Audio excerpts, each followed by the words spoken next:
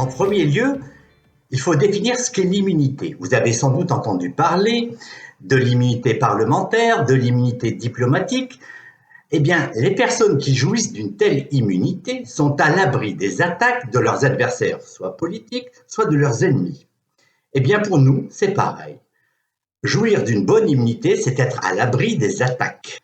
Et pour se maintenir à l'abri de toutes ces attaques, il y a tout un système qui se met en place.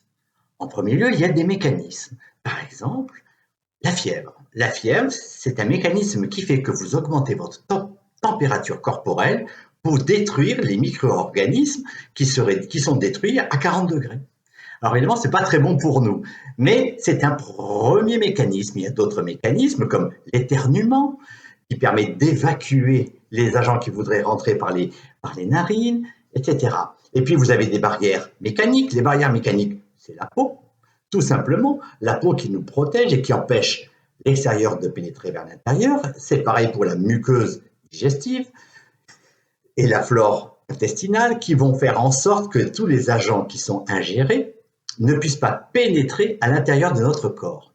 Mais il arrive qu'ils pénètrent quand même dans notre corps. Et dans ce cas-là, il y a d'autres systèmes qui se mettent en place. Il y a des organes qui vont libérer des soldats. Les soldats, c'est des globules blancs.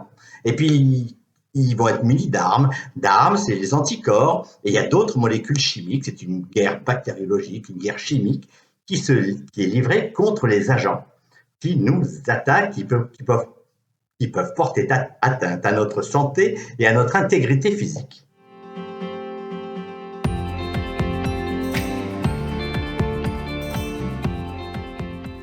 Eh bien, nos défenses immunitaires vacillent quand notre vie et notre environnement de vie sont déséquilibrés.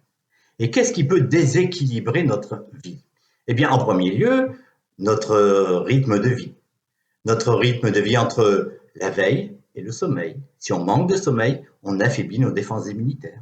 Et puis aussi l'environnement. Si on est dans le froid, on affaiblit nos défenses immunitaires. Nos parents avaient raison de nous couvrir de cache-colle et de gants, etc., etc.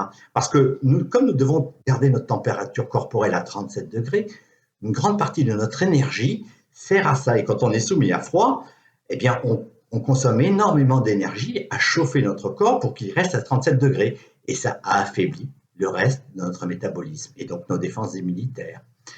Une alimentation aussi. Une mauvaise alimentation nuit à notre équilibre, à notre système immunitaire. Par exemple, l'hiver, on a tendance à manger plus gras, plus chaud, plus cuit. Et ce qui arrive, c'est que par exemple, on mange des soupes, mais on chauffe trop, alors c'est trop gras. Souvent, on a besoin de calories, donc on mange sucré. Et l'été, on a des légumes et des fruits frais qui nous apportent la vitamine C. Or, la vitamine C est importante pour le système immunitaire. Eh bien, l'hiver, comme on fait cuire, la vitamine C étant très fragile, on n'a pas assez de vitamine C dans l'organisme. L'activité physique est très importante. L'activité physique va nous permettre d'avoir un meilleur système immunitaire. La lumière, se promener à la lumière du soleil, va favoriser le développement de nos défenses immunitaires. Autre chose, le stress. Le stress va diminuer nos défenses immunitaires. Il y a donc dans notre environnement, il y a donc des règles de vie, un environnement à respecter pour renforcer notre système immunitaire.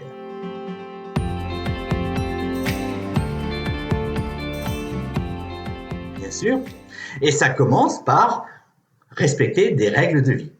Il faut dormir 7 heures par nuit, et il faut avoir une activité physique, manger équilibré, pas trop sucré, pas trop chaud, pas trop cuit. Il faut aussi avoir des relations humaines, une activité sociale, des relations affectives. Rester confiné seul diminue nos défenses immunitaires, par exemple. Il faut aller au soleil. Vous avez remarqué que les infections, les virus, ORL, sont beaucoup moins virulents l'été, même s'ils sont toujours présents. On l'a vu cet été. Eh bien, parce que quand on va dehors l'été, notre peau, sous l'effet des rayons du soleil, fabrique de la vitamine D. Et la vitamine D est fondamentale pour le système immunitaire. Là, on a des études qui prouvent que les infections ORL sont moins fréquentes avec des bons taux de vitamine D. Et quand on est infecté, la gravité de la maladie et sa durée sont raccourcies. Donc, la vitamine D est une solution naturelle. C'est le soleil. Et quand il n'y a pas de soleil, comme c'est le cas l'hiver, eh bien, la vitamine D est une bonne solution. Alors, je vous ai parlé de la vitamine C, je vous ai parlé de la vitamine D, mais il y a tout autour de nous beaucoup de nutriments qui vont renforcer nos défenses immunitaires. Il y a 5 règles de vie à respecter et il y a des nutriments, des sels minéraux comme le zinc, le fer, le sélénium. Il y a des plantes comme l'échinacée, comme le sureau noir, comme le ginseng. Il y a aussi les produits de la ruche. Eh bien, tout ceci est décrit dans le petit guide de l'immunité qui est à télécharger gratuitement pour vous et qui vous donne 5 règles d'or et 20 nutriments et 20 solutions naturelles pour renforcer vos défenses immunitaires et passer un hiver serein. Au revoir.